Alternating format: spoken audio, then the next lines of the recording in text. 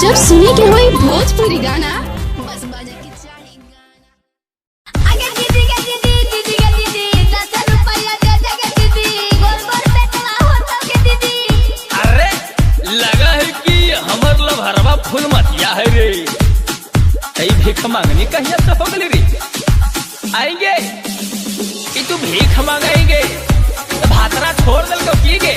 अरे कई 4 चक्का गाड़ी आए बापा, ये मोबाइल आए बापा। अरे तो तू इतना अमीर कैसे हो गई रे? तनाई जानेंगे अगर भगवान के लीला है अके रोका सत के रो ढीला है समझनी के। भिखा मंगना का तरवा हमार फूट गेलै गे। भिखा मंगना का तरवा हमार फूट गेलै गे। Mix by Nitish Raj, RD recording studio Parwalpur. हे गे सुतल भगिया हमार उठ गेलै गे। उठ गेलै गे। उठ गेलै गे। हे गे सुतल भगिया हमार उठ गेलै गे। अब भिखा मंगना का तरवा हमार फूट गेलै गे। भिखा मंगना का तरवा हमार फूट गेलै गे। दोस्तों, फूलों का राजा बहारों का शहजादा, कि फूलों का राजा बहारों का शहजादा 32 की कमर को 36 करके चला गया हरमजादा।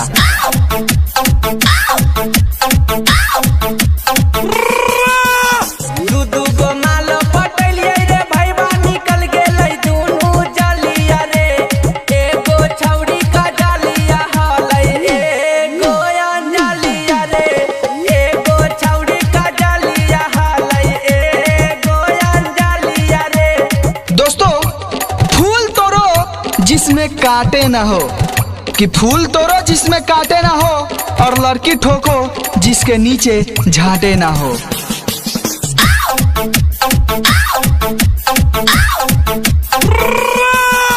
मिले ला बोला वही खाली लीला का वही देमी कौना डेटावा पे।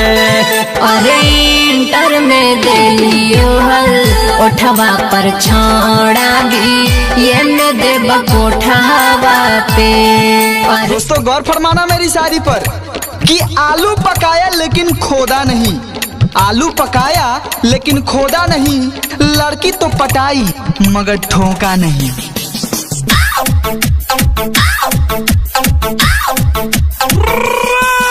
पीछा छोड़ देना रे हिया जादो जी के माल। जीती करा मेरे छौड़ा बुरा हो जीतो हाल।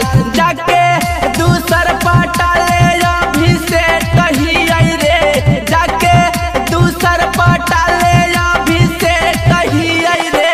हम तो हीरा के बेटा से कने कहिए रे। हम तो जादो जी के लइका से कहिए रे। मुस्कुरा के मेरे सामने से ना निकला करो जालिम, दिल तो समझ जाता है लेकिन सामान को समझाने में हाथों की लकीरें मिट जाती है।